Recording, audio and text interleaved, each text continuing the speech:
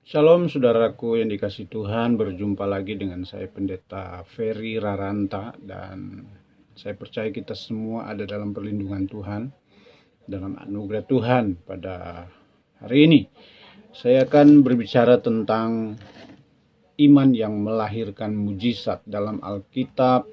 Yakobus pasal yang kedua ayatnya yang ke-14. Firman Tuhan berkata, apakah gunanya saudara-saudaraku jika seorang mengatakan bahwa ia mempunyai iman, padahal ia tidak mempunyai perbuatan? Dapatkah iman itu menyelamatkan dia? Saudaraku yang dikasihi oleh Tuhan, pentingnya iman dalam hidup kita. Karena iman adalah bagian dari kebenaran ketika kita percaya kepada Tuhan. Itu sebabnya Alkitab katakan bahwa kalau kita mempunyai iman, sebiji sesawi dapat memindahkan gunung. Modal kita adalah iman. Iman yang bagaimana yang melahirkan mujizat?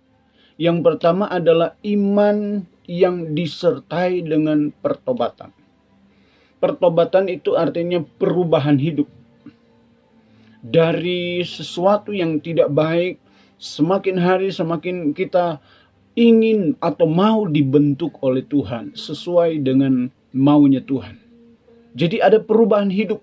Itulah salah satu iman yang melahirkan mujizat. Yang kedua, perubahan sikap. Sikap kita yang berkenan kepada Tuhan. Sikap kita yang menyenangkan hati Tuhan.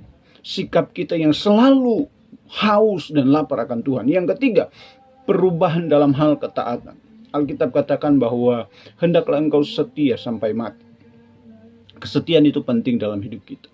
Tuhan melihat kesetiaan kita, dan ketika kita setia, kita beriman, maka iman itu menyelesaikan atau mengerjakan perbuatan dalam hidup kita.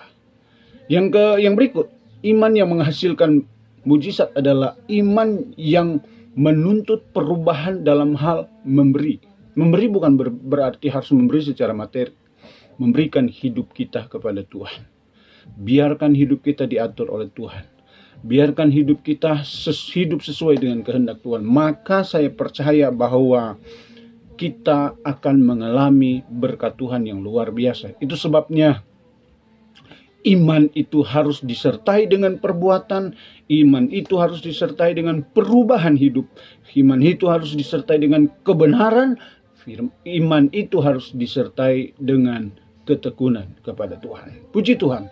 Tuhan memberkati kita semua. Salam sehat.